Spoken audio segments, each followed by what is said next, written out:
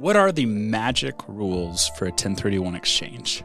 Well, to use a 1031 tax-deferred exchange, there are rules, and it also requires advanced planning. The three primary 1031 exchange rules are as followed. Replacement property should be equal or greater to the value of the property being sold. And you can do this by either identifying up to 3 properties regardless of their value, identifying unlimited properties as long as the combined value doesn't exceed 200% of the property being replaced, or identify unlimited properties as long as the properties acquired are valued at 95% or more of the property being replaced. The replacement property must be identified within 45 days.